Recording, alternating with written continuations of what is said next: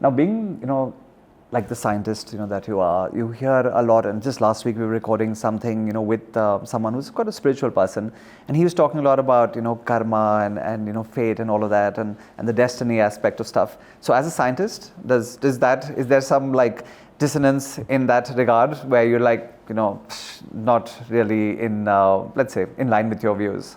Actually, it resonates quite well with my line of thought. Somewhere in the 1980s, Professor McDermott and I went to hear a lecture by William Fowler, who won the Nobel Prize for evidence supporting the Big Bang Theory.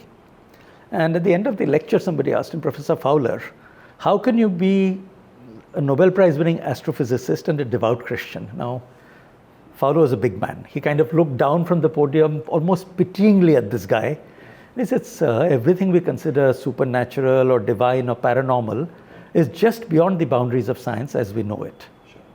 So then over the years, Professor McDermott and I got talking, and I think it was still a few years before he won the Nobel Prize, my guide. Right. And we got talking about the paranormal world, and he said that as a scientist, you must not disbelieve what you cannot disprove. And I actually spent 7 years wandering graveyards and haunted places, trying to collect evidence of one way or the other. And the jury is still out. I did write a book on it, but really? I don't think I reached a conclusion.